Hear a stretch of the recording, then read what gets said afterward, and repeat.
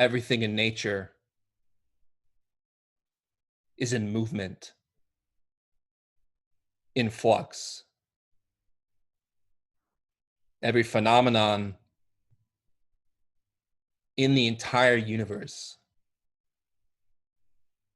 possesses its own rhythm, temporality, and flow. As we explained in the previous lecture, breath is in a state of transience. This parallels cosmic periods of manifestation, of activity, and of repose. Just as our breath constitutes the flux, the pervasiveness of life, the expression of the soul, so too does the consciousness manifest in different states with different qualities of being, of expression. If you've studied Gnosticism for some time, we always remember that consciousness has infinite levels. From the most basic, the most primordial, that which is germinal, to the most refined, the most beautified, the most sacred, as demonstrated by the quality of life and mind of the greatest initiates, the greatest meditators, Jesus, Buddha, Moses, Krishna, Prophet Muhammad, Samael Onveyor. Consciousness, as we currently possess it, is not developed because our daily state is mostly constituted of negative qualities, distraction, affliction, suffering. All traditions teach that the human being is a germ for sacred individuality and consciousness. We possess the body of a humanoid organism, but our mind, as has been demonstrated, is animal. Our mind always chases after cravings. We run away from unpleasant situations, aversive things. All the while, we are ignorant of how our own internal psychology produces pain, produces suffering. This is why we study and practice meditation. We want to learn how to develop our complete potential so that we cease suffering. We suffer because we don't readily perceive how our own nafs, animal defects, egos, keep us hypnotized and asleep. We go through life feeling that we are unitary, when in truth we are humanoids in a constant state of contradiction. We are a multiplicity. And this is something very important to remember, because in Sufism and Islam, those initiates speak abundantly about the unity of God. This is declared in the Shahidah, the Muslim declaration of faith, that there is no God but God, and Muhammad is his prophet. To state this with conviction is something extremely sacred. very profound. It means to have a concentrated will without any defect whatsoever. No idle, no negative crystallization in the mind, no naf, no ego, no blemish, no fault.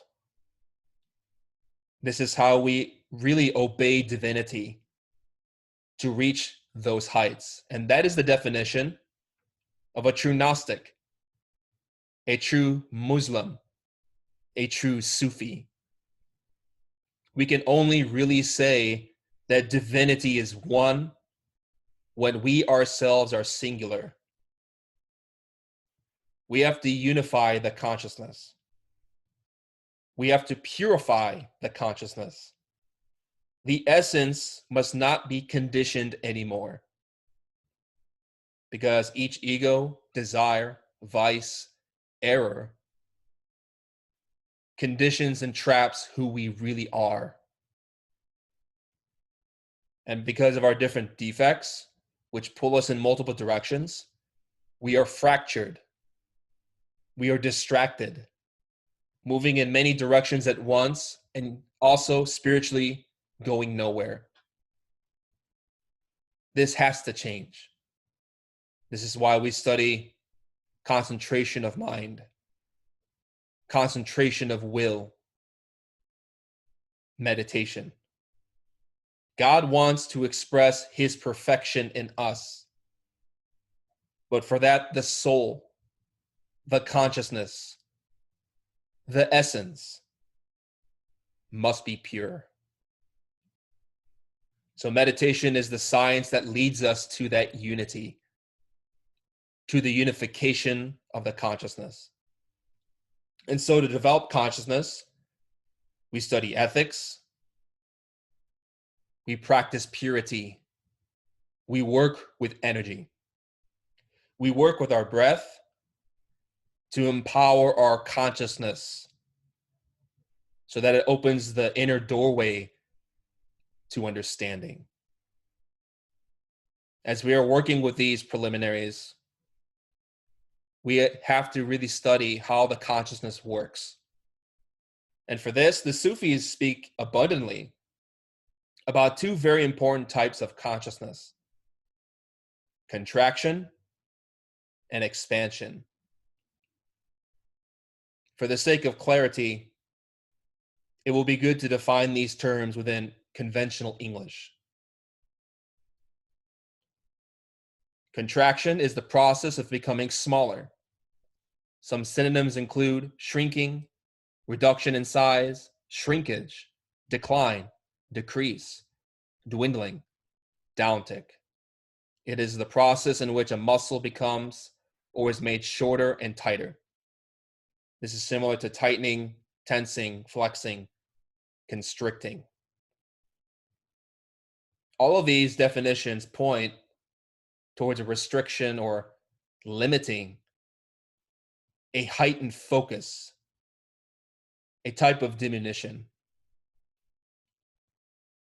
to really concentrate and restrict our vision to one thing. The opposite of contraction is expansion. The definition includes: it is the action of becoming larger or more extensive. This is similar to growth, increase in size, enlargement, extension, augmentation, development, evolution, build up, build out, scaling up, spread, proliferation, multiplication, mushrooming, evolvement. It is the extension of a state's territory by encroaching on that of other nations, pursued as a political strategy, as an example of what expansion involves or is typically understood. These definitions relate how something within a small space moves outward to fill something greater in volume. Much like smoke rising and filling the sky during a campfire. We find contraction and expansion in our breathing process. When we inhale air, our lungs expand. And when we exhale, our lungs contract so that we can expel toxins and waste from the body. Likewise, the heart, when it fills with blood, the heart expands. And when pumping blood through the body, it contracts. This flux or rhythm in our body is essential to daily life. And while this is very true, we also possess in our consciousness states of contraction and expansion. These are fundamental and necessary for our spirituality, for psychological balance, for our meditation. All this, of course, is guided by divinity. For as the great Sufi poet Rumi taught, your hand opens and closes, opens and closes. If it were always a fist or always stretched open, you would be paralyzed. Your deepest presence is in every small contracting and expanding. The two is beautifully balanced and coordinated as birds' wings. Let us explain what contraction and expansion mean in regards to states of consciousness. So in meditation, we study two very profound principles which can aid us in awakening our consciousness. These are attention and awareness. Attention is highly focused. It is directed. It is concentrated. If I were to tell you to direct your attention to your right thumb, you would experience a shift in your consciousness. You can try this at this moment. You may suddenly have awareness or cognizance of your right thumb because you've directed your attention to it. Yet, how many of us were actually aware of our thumb, our hand, our fingers, our body? Probably before I even mentioned it, you might not have been paying attention because you were following the thread, the continuity of my voice, and the ideas we're expressing. Let's try another experiment. Become aware of your surroundings. What is your home like where you're at? Are you driving and listening to this lecture? Become aware of the street. Become aware of your surroundings. Become aware of your environment. No matter the time, the weather, the place, the people around you, or if there are no people, become aware of your external situation. Not only should we be aware of our environment, but we have to be aware of whatever task we're involved in. How attentive are we right now to my words?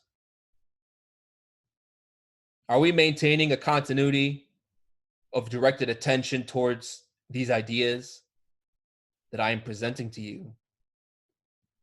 Or are we thinking of other things? Are we making the mechanical associations in our mind, such as I heard something similar to this before, or this reminds me of another lecture I heard? It could be any type of commentary in the mind, in the intellect. Or as you've been listening to this conversation, this lecture, Have you lost the thread of what was being said because you got distracted? Do you remember, or did you forget what I said a minute ago? So this little experiment reveals something very interesting. If we're talking in our heads instead of being attentive to this lecture, it means we are not conscious. Likewise, if we are not aware of our environment, we are also asleep. The essence is not awake. And this is why we practice meditation, because the consciousness needs training. We typically get distracted very easily. And so in the beginning, we need more focus. We need will. We need concentration on whatever activity of life we engage in. However, many times, we also tend to go through our home, the bedroom, our neighborhood, without any cognizance of our surroundings. We do so blindly because we don't see what is new. We have a representation of our environment in our mind to which we relate, or we are so deep and lost in reverie and thought that we don't notice what is going around us, what is happening. We could be driving our car in an alley and suddenly come across a person, perhaps someone who is injured, lying on the ground, something very unusual. And if I'm relating this example, it's because this happened to me today. I was driving my car back to my home after being away from work, and I suddenly realized as I was driving, and a group of people were standing near the side of the alley where I usually park, that there was a person who was injured or not moving. And I was shocked. Obviously, I spoke with the people there that they had called the police and they were going to get an ambulance. This is such a shocking and alarming thing, disturbing. And in that moment, I felt very alert because I realized I wasn't paying attention. I was expecting that I was going to go home according to my routine, or according to mechanicity. And it took awareness of my surroundings and a person driving the other direction to roll down their window and tell me that something was ahead. So we are very sleepy, and we have to train ourselves to be aware of what is happening at all times. We have to remember that the consciousness is like a light. It is perception itself. When we lack attention and awareness, it means that the light of our consciousness is diffused. It means that our light is obscured. Because our mind, our egos, our defects keep us preoccupied. We invest our energy, our light, into them. The ego, like a moon, has eclipsed our sun. So when we talk about these principles, we have to remember that attention is like a flashlight. When you use a flashlight, you direct it, you concentrate it, you focus it. Now, awareness is a little different. It is expansive. It has volume. It is luminous. It is amplified. It spreads outward in its radiance and radius towards our surroundings when we do so willingly. So perhaps with these examples, you can see where we're headed when talking about the Sufi teachings on contraction and expansion. So the Sufis explain that contraction and expansion focus in broad spatiality are attention and awareness. So contraction is when our attention is focused on one thing.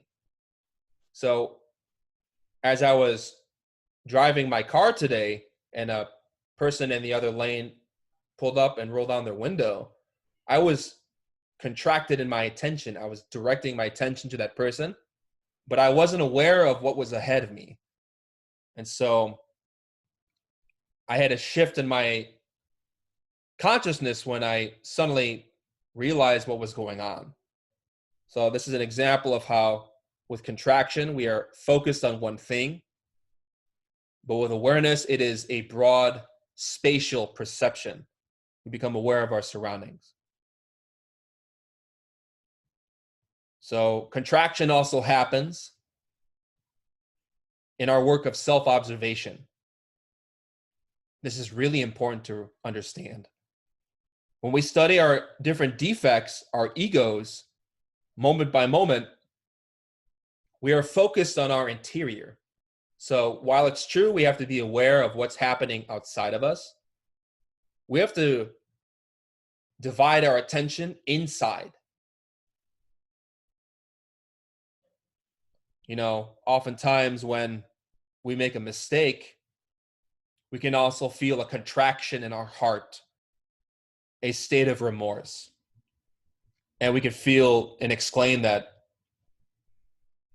or feel that we've really done something stupid. So as I'm explaining these concepts, there's a lot of dynamic range with these principles. Here I'm introducing just a few. But basically, contraction and expansion occurs in self-observation, especially the work of the ego. We can experience a state of contraction, of heightened focus, when we catch a defect within our three brains, because we are observing, we are conscious and attentive of our thoughts, feelings, and impulses. And usually, we can feel the pangs of conscience, the remorse of the soul, whenever we come upon very disturbing egos, very big errors that we created, that we are responsible for. Self-observation amongst the Sufis is muhasabah, inner accounting. And so in this work, we have to take an account of our psychological states, those defects we have in abundance, and those virtues we must develop further. So this principle is very important. This is the foundation of gathering data about ourselves so that we can achieve annihilation of the ego, fana in Arabic. There is only reunion with the being when the ego is fully dead. So we have to study ourselves. We have to observe ourselves. So expansion is awareness. And through it, we experience an amplified state, a magnification and a deepening of our perception of everything around us. Have you ever noticed on a rainy day, walking down the street of your home, city, or town, or wherever you may be, and have really contemplated a sunset, the vibrancy and color, the depth, the beauty, the profundity of the moment, the way that leaves shift in the wind,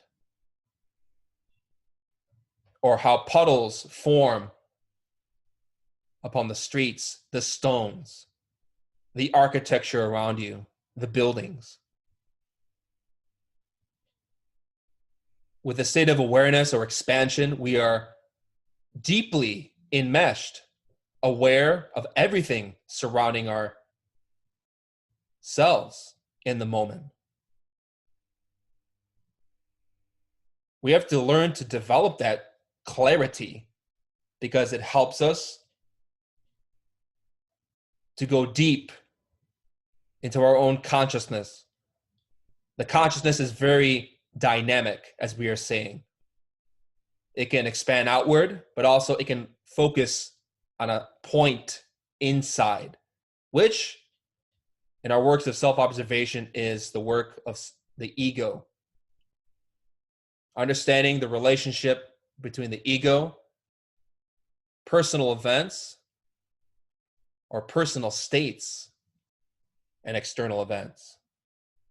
Both qualities, attention and awareness, contraction and expansion, are often depicted as two poles within Sufism, two opposites. However, they are both essential, as Rumi was teaching us, because both principles or qualities of consciousness help us to be well-rounded. There's an exercise in our tradition where, or in many schools of meditation, in which to learn to cease thinking so much, we can pay attention to our surroundings, whether it be a deep walk in the woods, a hike in nature, in which we focus on the external world and the beauty of our surroundings. But also we need to learn to develop internal insight, focus, attention upon our different egotistical states, and also how our ego relates to the external world. This provides a comprehensive basis by which to gather data for our meditations. So attention and awareness are developed in levels in accordance with the level of being of the practical meditator. A true Gnostic, a true Sufi, a true Muslim experiences these states with will because they've trained themselves for many years. Meditation masters also experience these states in an open, receptive way because the being determines for them through intuition, through influence, through inquietudes, a hunch, what to focus on and what to become aware of. Our being can guide us in our daily life when we learn to connect with that inner conscience, the continuity of awareness and self-observation or remembrance of the divine. So bearing this in mind, we can begin to approach this very high level of understanding by examining what the Sufis taught. The following is from Al-Risalah, Principles of Sufism. Contraction is to the Gnostic what fear is to the beginner, and expansion is to the Gnostic what hope is to the beginner. Beginners fear many things, including the exploration of the ego. Many people are afraid to look inside of themselves because of the ugliness that they have. And this is a normal reaction, but we have to learn to overcome our own nausea and disgust. To quote Nietzsche from Thus Spoke Zarathustra.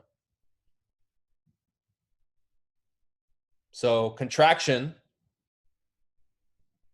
can be focused on very unpleasant things, egotistical negative states, but we have to learn to look inside to feel that constriction and contraction of our attention, especially in moments of pain. We have to look at ourselves without running away. We have to not repress what we see, and we have to not justify it either. This is essential to develop maturity in this work. Also, beginners hope to have awakened states, awareness of the superior worlds through this discipline. And the Gnostics, those great masters of meditation, also enjoy expansion of consciousness in the superior worlds through their meditation, their meditative practices. Al-Kushari continues. The distinction between contraction and fear and expansion and hope is that fear only relates to something in the future, whether it be the loss of something dear or the onset of something dreaded.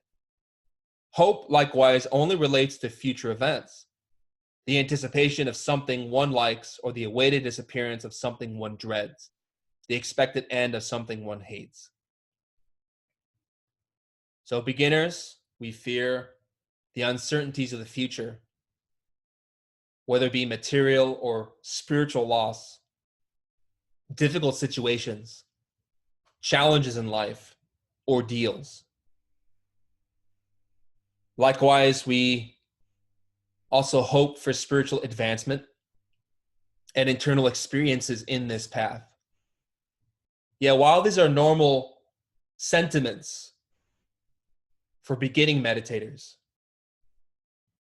we must learn to focus entirely on the moment, to be aware of all of its rich, enlightened, golden mysteries, alert novelties, the truth, the unknown.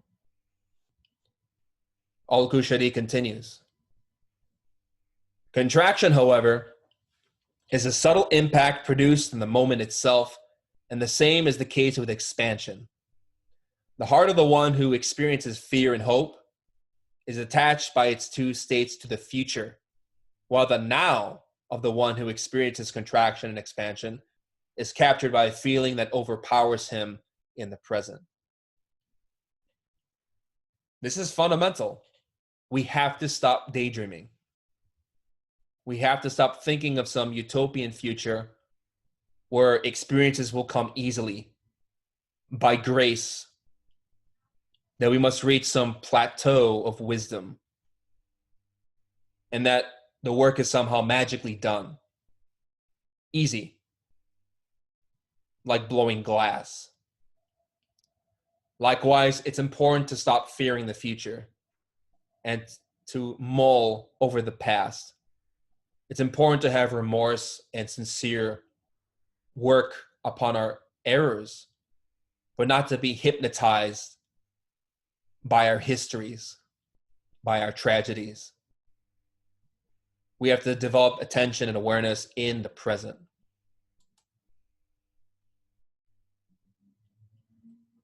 This occurs through self-observation. Al-Kushari relates a very beautiful teaching that I'd like to share with you. As the Sufi states differ, the quality of their contraction and expansion also differs. Under one sort of influence, which is not total, contraction is produced, but the possibility of outside concerns remains. Other people in a state of contraction may find that the influence affecting them permits no access to outside concerns. Thus, one of these said, "I am a barrier. That is, there is no means of entry in me." This is very beautiful and profound. There's a lot of meaning here that I like to unpack for you. One of the defining characteristics of self-observation that we are really focusing our attention well is that we do not become identified with what we perceive. Samuel Fior explains that to gather data about our defects, we need a division of attention. We need to separate our essence, our consciousness, from the ego. This is basic. Without this, we cannot meditate. Without this, we cannot perceive anything clearly. So the consciousness, the essence, is the one that observes. It is perception itself. It is alert, focused, clear attention. The essence, the liberated consciousness, must observe the ego, our defects, our vices, within our three brains. The ego is what is observed. We have to observe our internal reactions to external life, much in the same way that a director of a film films an actor in a drama, a comedy, a tragedy. These dramas, comedies, and tragedies of life are the external events, the situations, the circumstances of our existence. We must not invest our energy externally towards anything outside of us, but we must become hermetically sealed. This means that when we respond to situations, we do not waste energy. We don't give energy to negative thoughts. We don't empower negative emotions. And we don't hurt ourselves through negative actions. This is an intuitive, qualitative state in which we have to make many mistakes because we are learning. This is why we meditate. We clear our mind. We review the events of our day in which our ego acted, in which the self, the conditioned mind, emerged within the screen of our attention. So hermetical sealing, to be closed within, means to not waste our precious conscious potential, because wherever we direct our attention, we expend creative energy, says Samael and Vior. We have to be very clear and to really be patient with ourselves, because it is not something we are going to master in one day. Instead, we learn to differentiate between egotistical states and conscious states. You will know it through experience. What states of being produce happiness, liberation, contentment, and what states produce our suffering? We've explained this in depth previously. So in relation to this quote, for some disciples, under one sort of influence, which is not total, contraction is produced, but the possibility of outside concerns remains. So we could be gathering data about the ego, such as a state of anger when we are criticized. We may still be a little bit identified with the event. Even though we're observing, we're consciously working not to invest ourselves into that element. So there are degrees of identification and degrees of remembrance. Levels of being.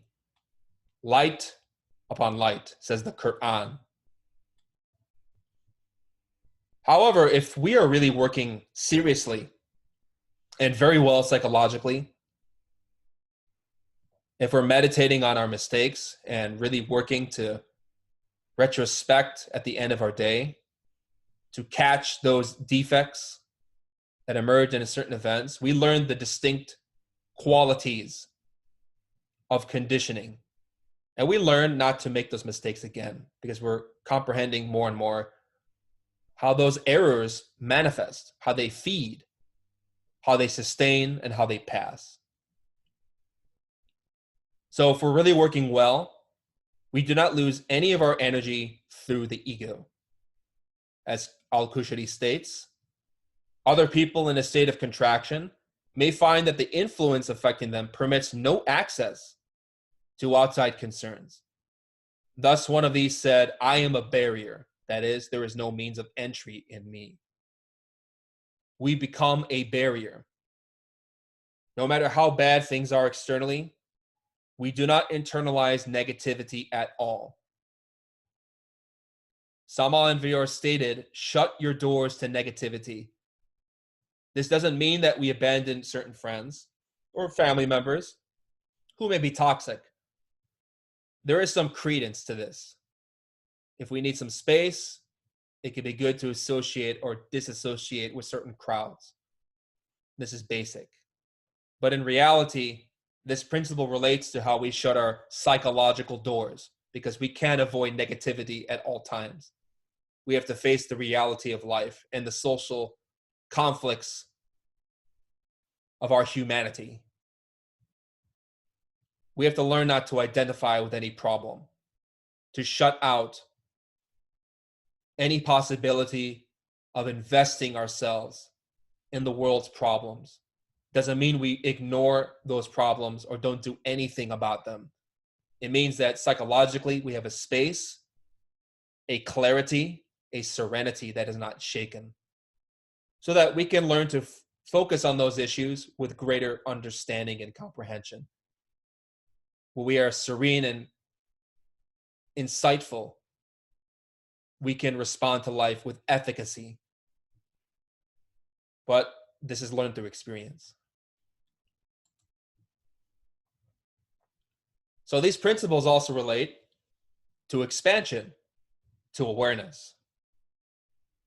Al-Koshari states, this is also how it is for people in the state of expansion.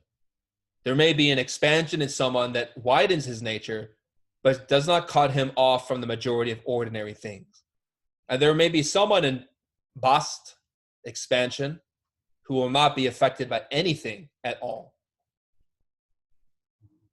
So when you expand conscious awareness, a broad spatial perception, a vividness of your surroundings, you learn to stop thinking. This is not forced. It is not repression. It is the natural quietude and silence of the mind. Our problem is that we invest too much in our internal chatter. By taking in the data of our surroundings, when we learn to have a receptive mind, as I said, such as through walks or hikes in nature, we can enter a very deep state of consciousness in which we are cut off from mundane things. So the reality is that nothing around us is mundane, but it is rather our projection of our mind. We have to learn to see each moment as a golden child of gnosis. You can study this in the Struggle of the Opposites, a chapter in The Revolution of the Dialectic by Samael and Vior, in which he describes how we overcome the illusions of the mind. And of course, there are degrees. There are levels to this. Sometimes we enter deep states of expansion, of awareness, but part of our mind is still stuck, is identified. Yet, with the most lucid perception, according to Kushari, there may be someone in expansion, bast, who will not be affected by anything at all. We can become so aware of the details of life with such awareness, such clarity, like in a lucid dream, an astral experience, a samadhi, an ecstasy of the soul, that nothing can break that continuity easily. Of course, in the beginning, we struggle. We want to experience and maintain these lucid states at will. This is why we have different practices of concentration and awareness to help us focus our attention, but also develop more vividness and amplification of our perception, our awareness.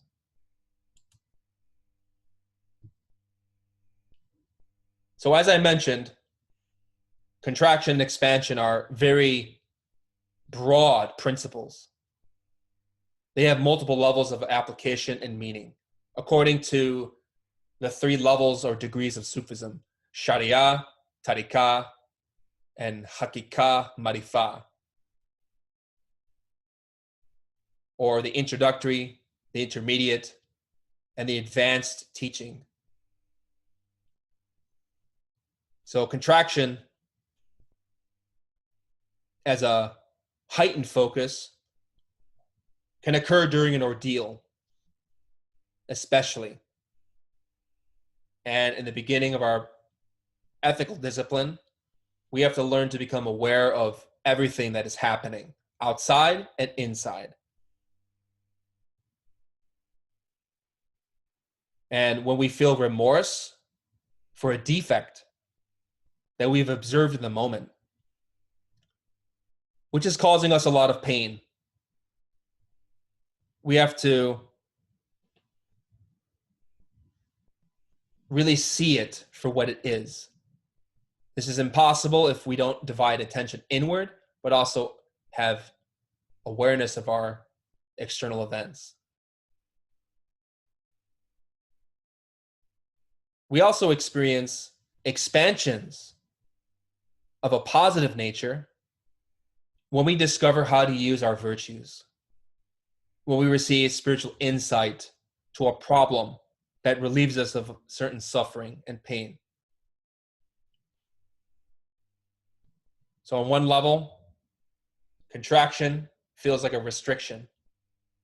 And it can even sound painful when someone is restricted, is limited. But that inward contraction is necessary in this work, because if we don't confront our defects and feel that pain of remorse in our conscience, we will never change. And it is through that introspective work, when we liberate consciousness and really pinpoint the defects we want to work on, is that we can really work towards their elimination and expand our knowledge, our being. Al-Kushari states, one of the lowest causes of contraction is the arrival in the heart of a feeling brought on by a sign of divine reproof or a hint that one deserves punishment. This inevitably produces a contraction in the heart.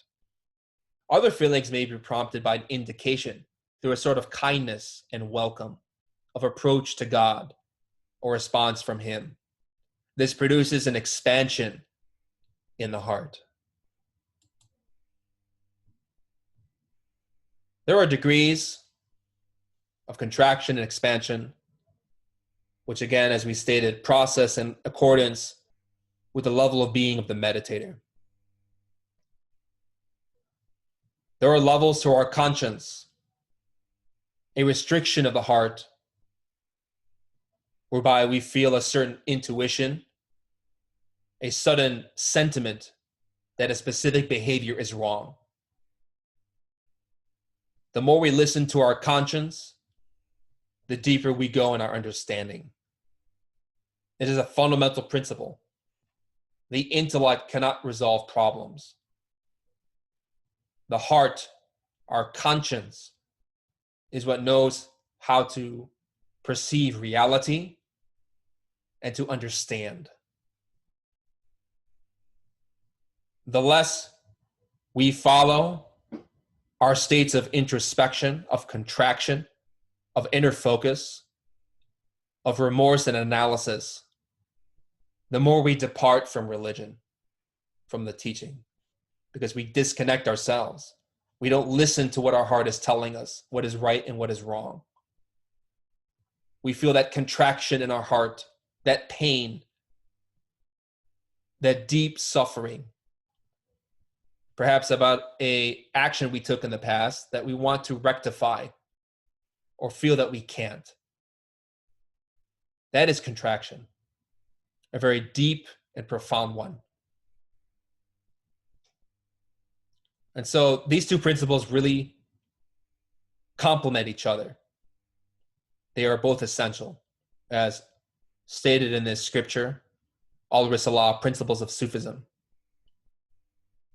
In general, the degree of contraction of which someone is capable is the same as his potential expansion, and his expansion is to the degree of his contraction. So think of a heart that is perfectly balanced by its pumping of blood, its restrictive and expanding movements. Just in the same way as Rumi said that the two wings of a bird extend and contract in order to create flight. There may be a contraction whose cause is unclear to the one who experiences it. He finds in his heart a state of contraction for which he perceives no reason or motive. So here we may feel remorse, but we don't understand why. And this is why we have to gain clarity. We have to review a particular moment in the day in which we were confused or we are suffering with a problem, to visualize it and to see it in our imagination, our perception, and to look for the cause, to introspect, to look and to wait. Therefore, the Sufis state, the proper course of action for such a one is submission until that moment passes from him. If he were to try to refuse it by his efforts or to bring on the moment of the conclusion of this state, before it comes upon him or of itself, his contraction would increase and his efforts might be counted against him as an infringement of the principles of spiritual conduct. So this has to do with moment-to-moment self-observation. We must be mindful of the moment.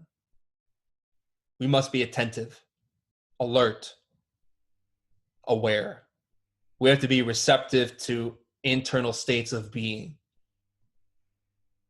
This is a quality of the heart, the remembrance of the presence of God. We have to remember that distinct quality of communion with our own inner spirit as we carefully scrutinize the ego. So again, division of attention. We are observing our defects, but we are remembering that we are the essence which belongs to the being.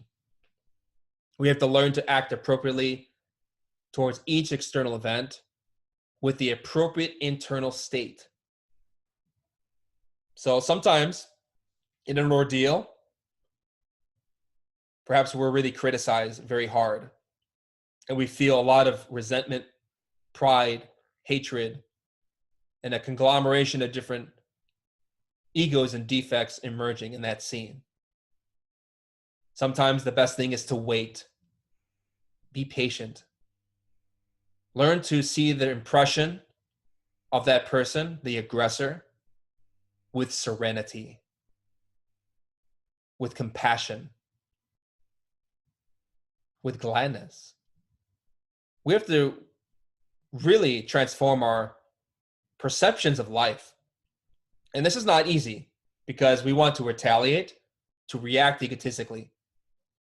And if we react in the moment, we constrict ourselves even more in a manner of speaking.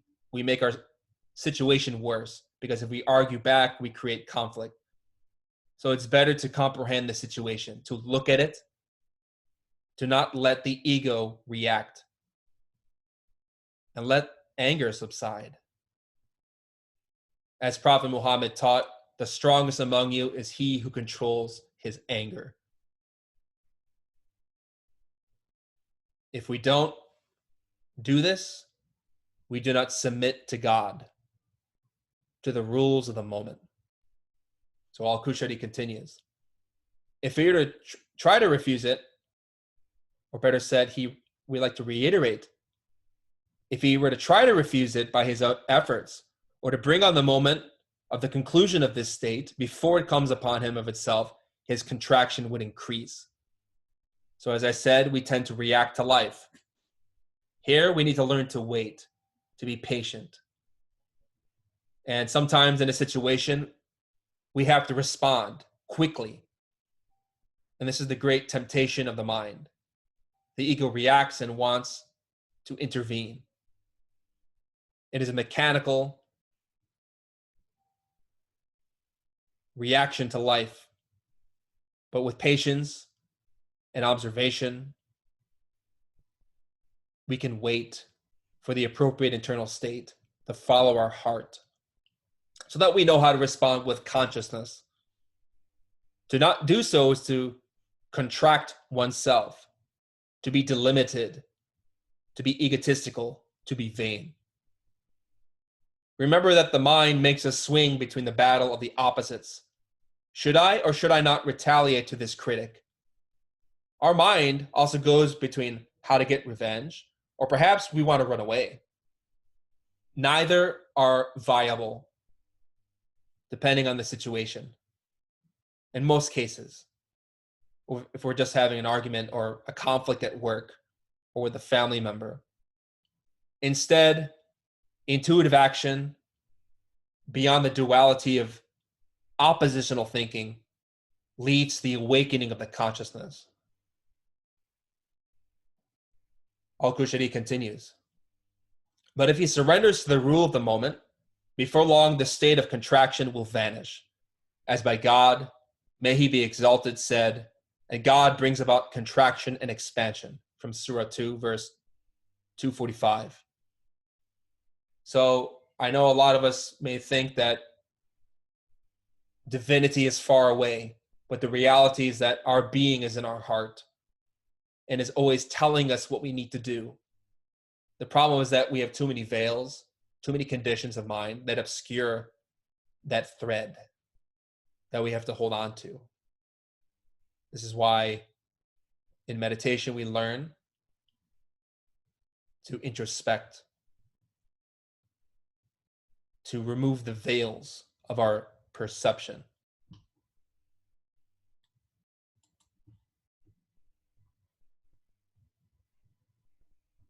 Like breath, states of awareness or expansion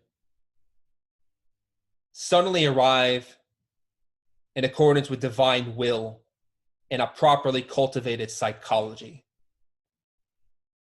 So when we train our attention to focus on one thing, to not be distracted, whether it be a candle, observing the flame and not thinking of other things, or practicing awareness of the present moment, this serenity of mind allows for light to reflect within our consciousness, to augment and expand it. Again, Al-Qushayri states, and there may be an expansion that comes on suddenly. The one who experiences this encounters it unexpectedly, without knowing any reason for it. It shakes him and makes him giddy. Sometimes in our practice, we can awaken in the astral plane. We suddenly have illumination and a vision, which makes us very happy. The problem is that we tend to get overexcited, whereby we agitate the mind and lose the ecstasy, the experiences. The proper course of action for someone in this circumstance is silence and the observance of correct behavior, for there is at that moment a great danger for him. Such a person must beware of a hidden scheme, a test in the form of a gift. How we handle visions is important, because even spiritual experiences can be a test to see whether or not we will act responsibly with light, or whether or not that light should be taken away because we abuse it. We indulge in negative states. Comes to my mind an experience I had in the astral plane in which my awareness was expanded and I was flying over a beautiful landscape, enjoying the beauty of nature. And I knew my God was with me, was guiding me. I landed in a forest upon a hill in the middle of the woods. And suddenly I saw the numbers 600,000 on the ground, and certain women were approaching me, lustful women. And I intuitively knew that this was related to Arcanum 6 of the Sacred Tarot, in which I had to fight against my own lust. So it was a test and a blessing at the same time. I was given a vision, but this was a hidden scheme, a test, an ordeal, because the masters of the White Lodge awaken us in the astral plane to give us experiences and to test us to see whether or not we will act ethically. Because in this vision that I had, this experience, these women were trying to make me fall sexually, and I had to throw them off of me in a great battle. Very difficult. and I was very exhausted by the end. But that experience relates how we can be given light, amplification, and experiences. And yet we can make very grave mistakes if we're not careful. Thus, one of the Sufis said, "A door of expansion was opened upon me. I slipped, so I was veiled from my station." And on account of this, they say, stay on the prayer rug and beware of delight. Or as the Buddhists state, don't get drunk on nirvana. We can become very attached to internal experiences. We have to have that type of awareness, but not be attached, to be unmoved, to be serene. This ties into the joy of awakened experiences and the discipline we need to contract or restrain our mind. All meditators must learn to experience the bliss of the consciousness by restricting and disciplining the animal ego. Al-Junaid said the following, as quoted by Al-Qushayri in The Principles of Sufism. "Fear of God contracts me, while hope of him expands me. The real nature of things, hakika, unifies me in his presence, while the truth of his being, hak, separates me from him in essence. When he contracts me through fear, he makes me pass away from myself. And when he expands me through hope, he returns me to myself." This fear is not egotistical. It is the reverence of the consciousness towards the divine law, especially chastity. We fear to make mistakes and to deviate from the path when we really revere God. So mystical experiences return us to ourselves, to remembrance of our reality. And this is how we learn to have genuine hope in the being. When he unifies me through the real nature of things, he raises me to his presence, and when he separates me from him through his unique truth, he makes me witness what is other than myself, and so veils me from him. So notice how mystical experiences, state and stations of the path, are governed by divinity. The being contracts and expands our perceptions of consciousness, depending on the need and his decisions, because the being always manages our experiences, our light. Al-Junaid continues, may he be exalted, in all that moves me from state to state, not holding me back. He estranges me from all else, but does not make me familiar with him. It is in his presence that I taste the food of my being. Would that he would annihilate me from myself and so gratify me, or take me away from myself and so revive me. This is very beautiful. God determines our path if we learn to follow his will in our three brains, our human machine. He gives us experiences, but doesn't make us familiar with him. Because many times when we long for the being, we work harder. There's a very famous saying in Islam, how God often withholds divine blessings or experiences as he hears the prayers of the disciple, because the sound of it is sweet to him. How do we taste the food of our being? Meditation. Salman Vior states that meditation is the daily bread of the wise, the bread of being. We gain insight when we are establishing ourselves in attention and awareness, self-observation of our states, and awareness of their relation to external events provide us with holistic data about our internal humanoid machine, our ego. And through developing serenity of mind, calmness and equanimity of consciousness, we expand our awareness of the internal worlds. This comes about after we learn to concentrate on one thing, We can focus on a sacred sound, or as we stated in the previous lecture, breath, hum, sa, mantras, etc. We constrict our attention to the object of concentration so that the mind stops chattering. In the silence of meditation, when we learn to focus internally without distraction, we can receive internal knowledge and awareness of the internal worlds.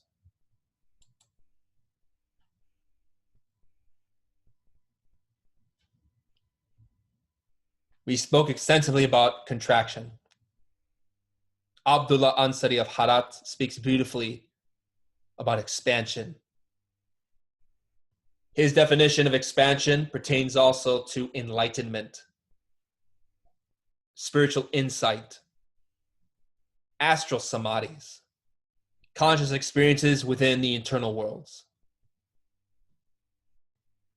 As he states, citing the Quran, God the Most High and Holy speaks of one whose heart God has opened to Islam so that he has received enlightenment from God. We receive enlightenment through submission. How do we submit to God? It is by achieving equanimity of mind. So serenity is developed in degrees. We have to learn to overcome distractions to the object of our concentration, whether we're focusing on the breath, with a mantra, with pranayama, or a statue, an object, a candle flame, or if you're familiar with Tibetan Buddhism, a mandala.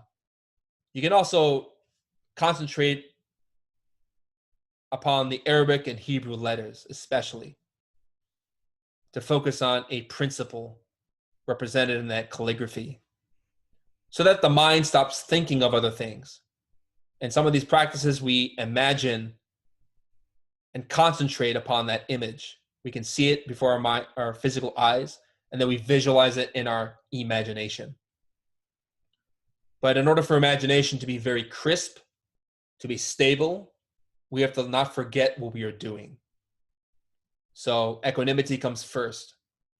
When we no longer get distracted, when our attention is crisp and clear, when it no longer takes effort to focus on our object, when we are accustomed and familiar with the perfect state of equanimity, we can learn to submit to God. This is how we receive enlightenment. Notice how Muslims and Sufis, they bow their head towards the stone of Kaaba, as we see in this image, a symbol of working with the stone of Yasod. We have to bow our head by working with our energies to calm the mind. We offer our calm, serene mind to the being. But it is a process. Of course, enlightenment occurs in levels. It begins with awakening physically, but also achieves or appears internally in our work.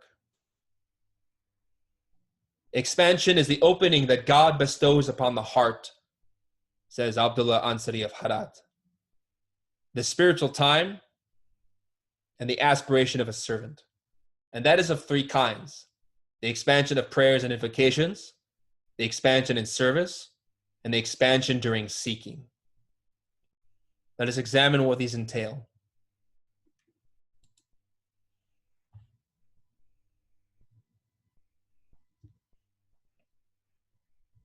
The expansion of prayers has three signs: invocations with reverence, awestruck, humbled supplications, and beseeching God through Quranic divination.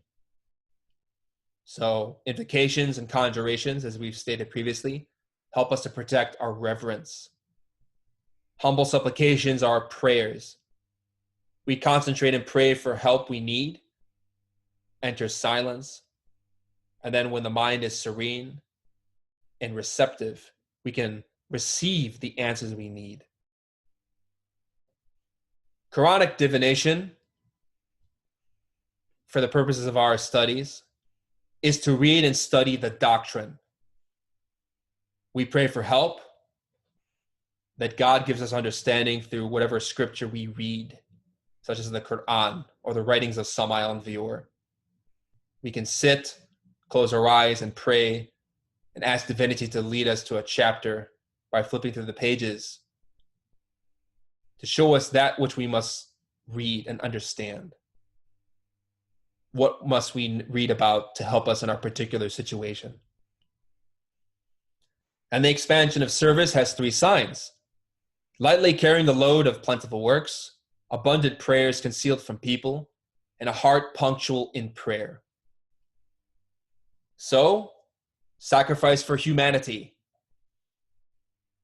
without seeking benefits in return. This means to be consistent in our meditations and prayer. That whatever our schedule is, we have a set time in which we enter meditation, silence of mind. People want experiences. They want expansion. Without recognizing that experiences are the payment the Logos grants us for good works, for sacrifices for humanity. Consistent discipline and meditations make expansions more frequent, since meditation transforms the astral body, according to Samael and Vior. And expansion during seeking has three signs: minimum audition, yet great benefit; minimum service, yet great joy; and minimum contemplative reflection, yet great contemplative vision.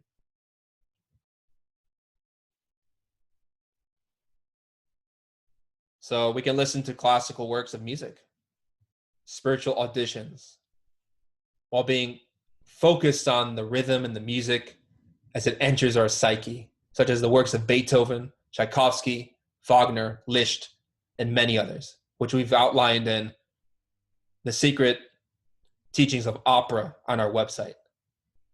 We can sit and concentrate upon the music and let our focus be entirely on our heart and the influence of those sounds upon our consciousness, which have the power to awaken our concentration and also our awareness internally of divine things. Because classical compositions and music are Kabbalistic and teach us many profound principles in nature. Even when we perform small works of selfless service, sacrifice, the quality that it grants us when it is sincere is tremendous, gives us motivation and happiness. Lastly, we'll conclude on one point. An hour of meditation is better than a year of prayer, according to Prophet Muhammad. So minimum contemplative reflection, if it is very deep and profound, can really open a lot of doors for us. Quality, not quantity, is important. Although it's important that we build up our practices gradually in accordance with our needs so that we can train ourselves and deepen our discipline.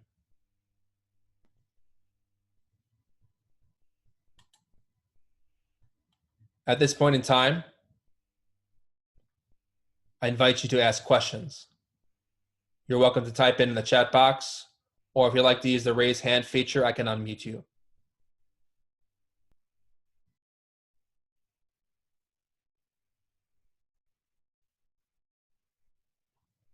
We have a question. How can you find your vocation or do good work, but not identify with your external situation?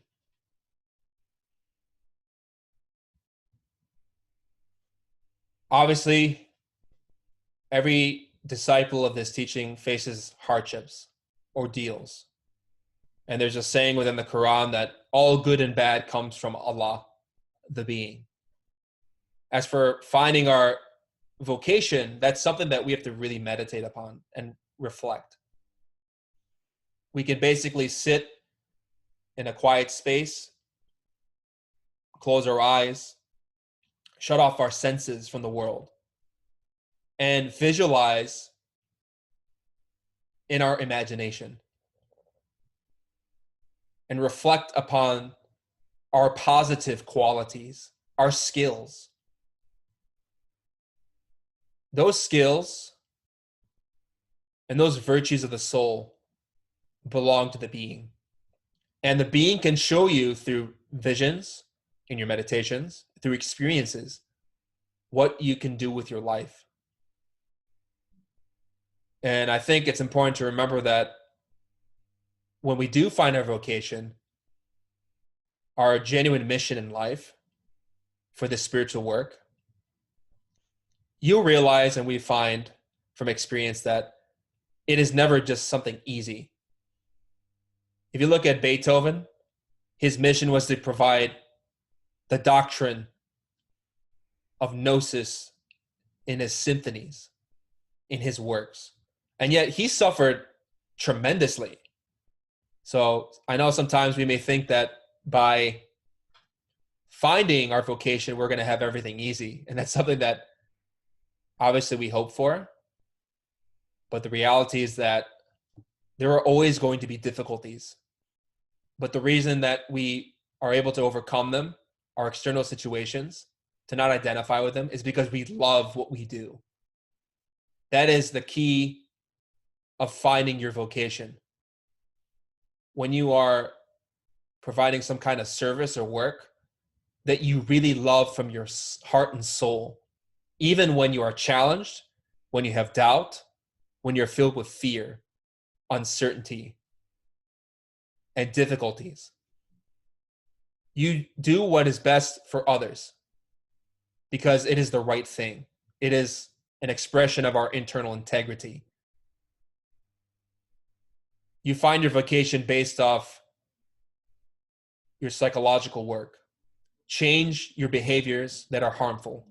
Adopt virtuous behaviors. Expand your awareness outward. Expand your virtues outward to humanity.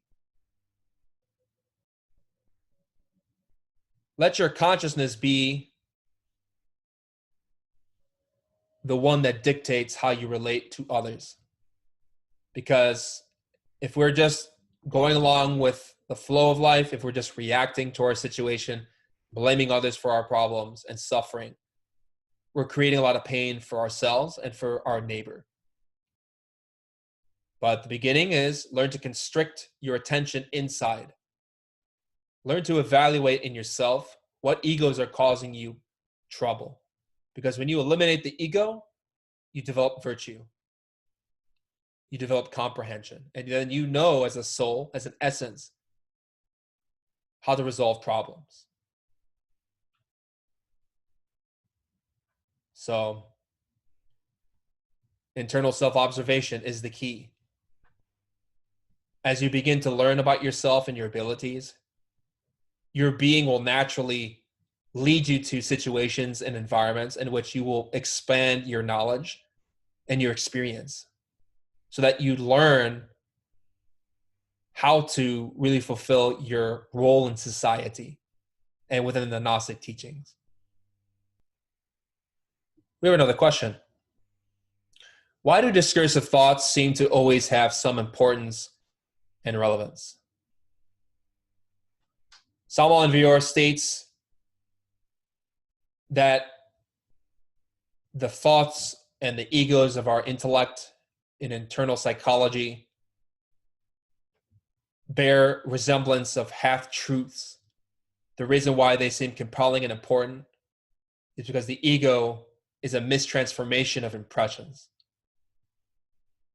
So we've explained previously how the ego is created, the self is created through a mistransformation of consciousness. We use our consciousness in the wrong way. And so these defects always appear to be honest and truthful and sincere and important and relevant. But if you're observing yourself through self-observation, you begin to see the mistake of this, that the ego is a conglomeration of half-truths, mistakes, which take on the resemblance of truthful things. And so the intellect is a really a machine, which we've made into something demonic, something negative, because the ego, with its intellect, uses thought to convince us to do the wrong things. This is why Samal and Vior stated in Tarot and Kabbalah that the greatest weapon that the Black Lodge has to pull students from the path is the intellect. So you learn to see the truth of things by looking inside, so that we can distinguish truth from falsehood. Not looking for any justifications or repressing anything we see, but simply observing it. Letting our heart be the judge. We have a question. It's so easy to rush past sitting quietly with the painful expressions of our actions and go past to the end, all fixed, and my mind shuts off to any work. So how to make the mind shut down and for me to work on myself? Your comment seems to point towards a tendency in many students, which is to repress what we see. We want to shut down the mind because it is too painful. We see faults in ourselves and aggregates and nafs or defects that are so painful to look at that we want to become numb. We want to repress what we see. But in truth, this work is a work of suffering. It is conscious works and voluntary suffering. We have to learn to be equanimitous even when looking at the worst defects and facing the worst ordeals that really bring out our most hidden defects that we thought we never had. We have to learn to develop that equanimity in our daily life. It's not enough just to sit for 15 minutes a day to clear the mind or to focus on an object of concentration. Those complement our daily work. We reach silence and serenity of mind by working all day, observing the mind, looking at it, and acting as a consciousness, following our conscience, our heart. If we feed our desires, we suffer. This is a basic law in every religion, especially Sufism and Gnosticism. If we do not create a space in our interior, moment by moment, instant by instant, we don't have the means by which we can really work effectively. And of course, there's a lot of components that can go into this process.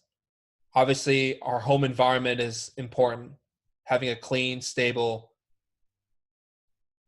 perfumed home, such as one of our lecturers explained in a lecture called Basics of Spiritual Defense. It's important that we make our home or a space for meditation, a place that we can really pray and contemplate and work and aspire to these principles and to fulfill them at whatever level we can. Because the more we feed our heart through these disciplines and practices, such as in the lecture I referenced, we can protect our spirituality, but also give ourselves strength and motivation.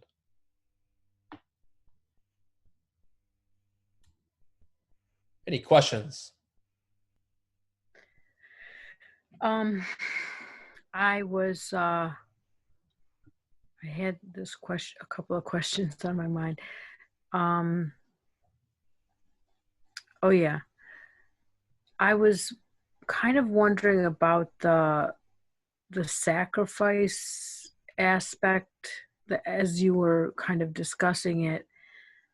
And I mean, I have ideas about what that could be, but sometimes I feel like, just like you were saying, it might be a while till you kind of even gain the clarity and openness of mind to receive information about your vocation, for instance, and the way that you should be serving. So I was wondering if it kind of counts towards the sacrifice that we are doing, that we work on ourselves, that we're always observing ourselves and checking ourselves and, like, you know, foregoing our anger in favor of um, being attentive to our feelings and trying to examine them and understand them. Is that considered sacrifice, or like, is there some other meaning? That's one question. And another question I have is a little bit unrelated, but um, I've been listening to a lot of the rune stuff, the rune course, like, going through it. And on one of them, it was talking about the seals, like kind of like the way people do the sign of the cross and how it's not really correct. And I was wondering if there's anywhere that it shows how you do that, like a video of that, because I found it hard to follow the movements that were described in words. Thank you. So as to the first question, it is a tremendous sacrifice to learn to be a decent person. When our mind is filled with rage, with anger, with negative qualities, with defects, and we are put in situations in which we feel that we're not benefiting, that we're suffering, and yet we learn to transform our own pain to be compassionate to our neighbor. This is a form of sacrifice, a very noble one. Now, obviously, there are levels and degrees to sacrifice for humanity, but I think all of it is predicated upon an understanding of how we live ethically in relation to humanity. I know a lot of us may feel confused or lost in relation to finding a vocation in life. Some of us may be more advanced in our years, trying to find new careers, and we often think that sacrifice for humanity means to have some kind of job. And of course, this is important. But the reality is that our vocation is something within the being. And really, we have many vocations that we can fulfill. I mean, for example, you look at Samal Envior. He was a writer, he was a lecturer, and he was a healer. He did many things that his being called him to do. And so while we like to look towards some kind of job or vocation to fulfill us, to give us not only income, but some kind of psychological and economic meaning, the important thing to remember is that if we were working on our ego, we will be guided to what we must do in our life, in our daily existence. And as for the sign of the cross, we do not have a video that shows that, but perhaps that's something that we will develop, especially since we've had a video on the pentagram specifically. Thank you. You're welcome.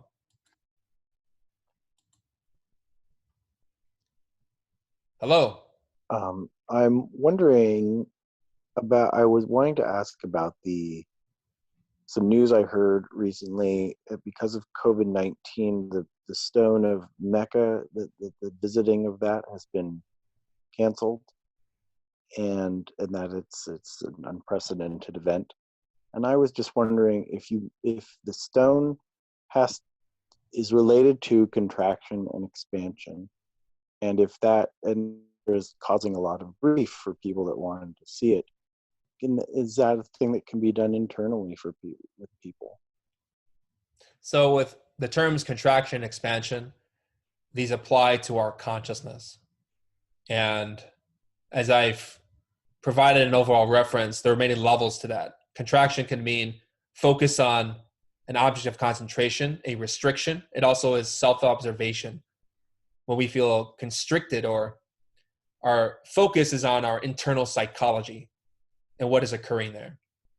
And of course, awareness is the opposite, which is an expansion of consciousness outward. Now, the important thing to remember is that the stone of Mecca physically is a symbol, just in the same way that a cross on a church spire is a symbol.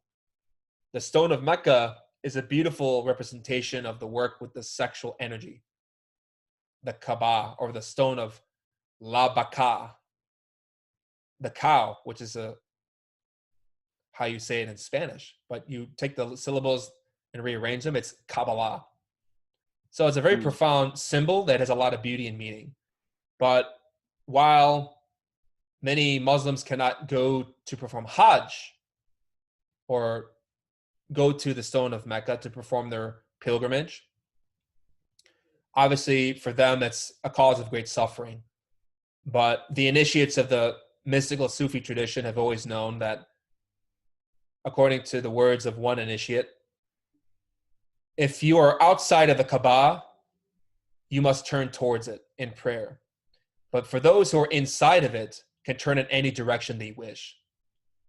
I think this is from, I don't remember the name of the Sufi master who said that, but basically it's a symbol of how there's a great difference between exoteric Islam and esoteric Islam, which is the Gnostic teachings within Sufism, especially.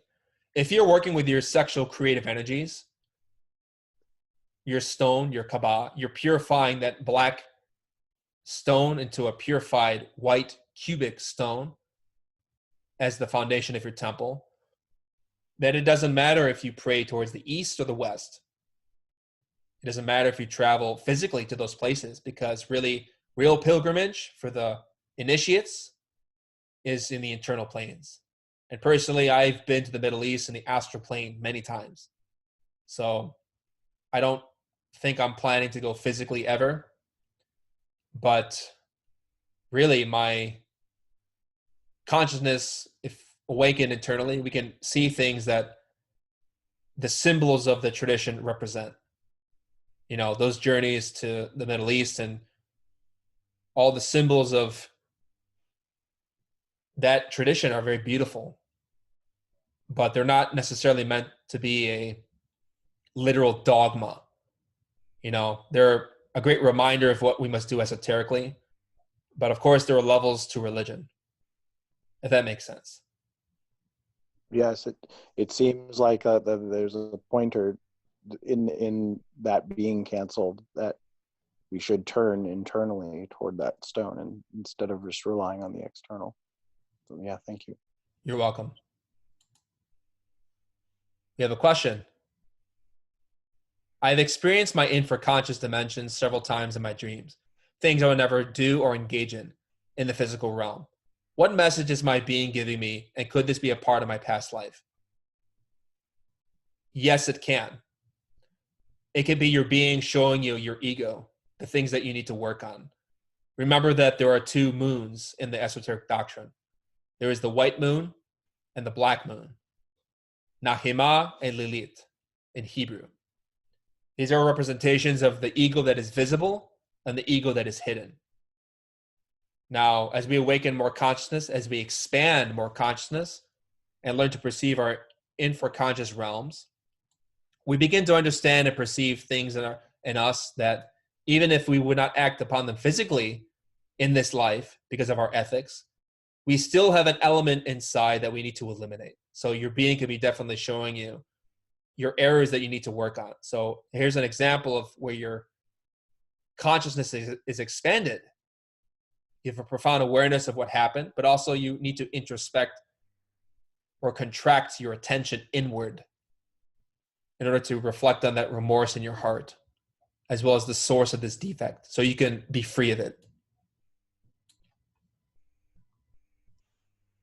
We have another question. When we seal ourselves psychologically, it's like holding in our breath and indulging in desires gives us air. How should we deal with ourselves and our remorse? When we know what we could do or what could and should be done, but do not have the ability to do it, does knowing what should be done mean we have the ability to do it? These are some important things to consider.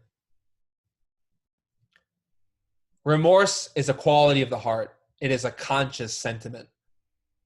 It is very different from shame, from a sense of pessimism, of morbidity and repression.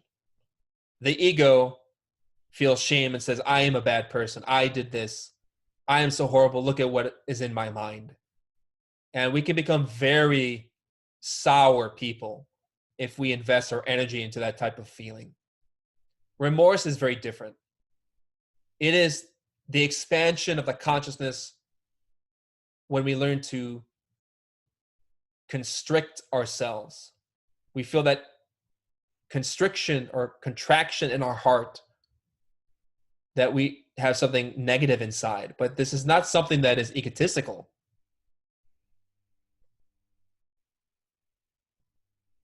You know, this is not something that is of the mind.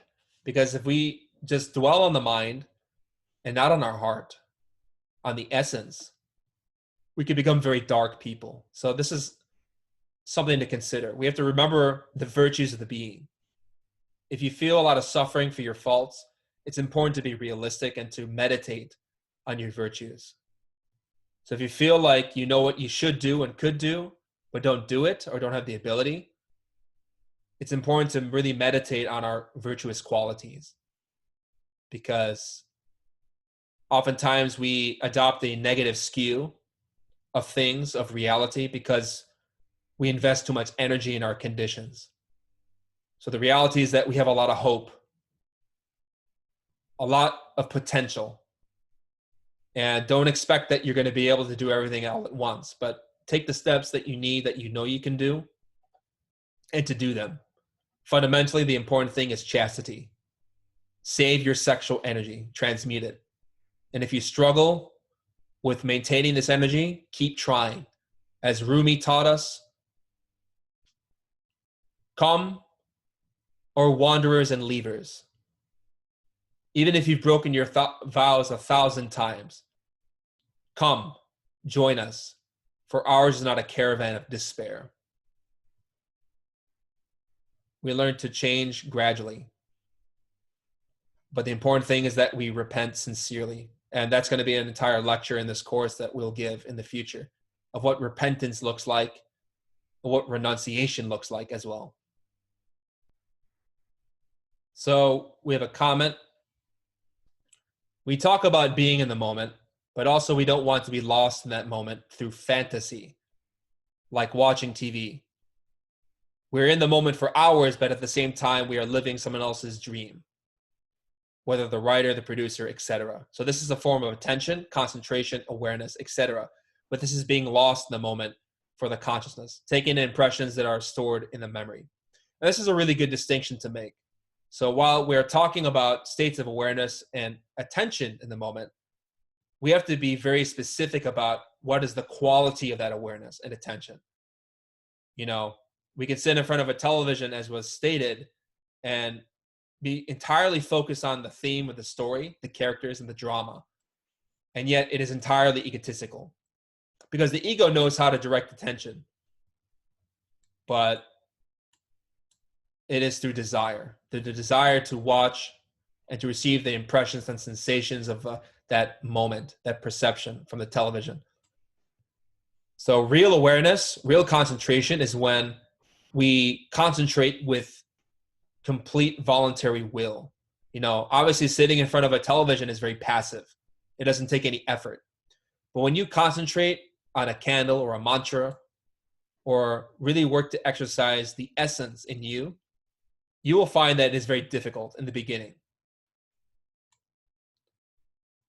It is very challenging because our free consciousness is very weak. It needs to be trained. We find that it is very difficult to voluntarily focus our attention on one thing, or to be aware of our surroundings in a clear sense.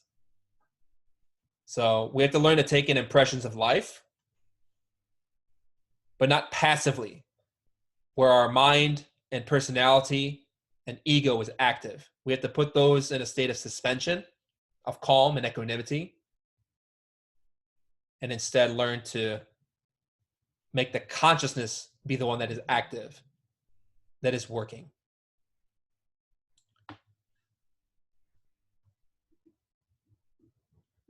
So we have a question.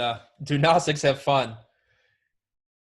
Yes, especially the ones that I know and we associate and work with.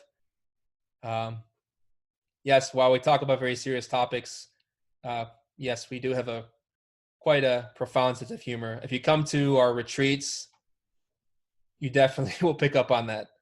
So hopefully you can. We'll be able to meet you in person. Would be nice. So another question. Can you speak a little on the ego of self-love and self-compassion? It's important that we have compassion towards ourselves, especially because we're very weak, we make mistakes, and we suffer a lot. But it doesn't mean that we are filled with self-love. A lot of times in current spiritual movements, people often say that you should love yourself, that you should find yourself beautiful. And really what these philosophies and polemics often do is reinforce self-esteem, which is a defect, an ego. It's true that we need to be compassionate towards ourselves and to have a conscious love for our soul, but we have to be very merciless towards our ego. You know, the compassionate thing to do for ourselves is to have no mercy towards our defects. If we have a fit of anger, if we have a defect or a vice that emerges and we don't want to identify with it, we have to be very cruel to ourselves in the sense that we don't identify or give it what it wants. Because this is the compassionate thing, the loving thing. The soul knows how to give love towards others without expecting anything in return.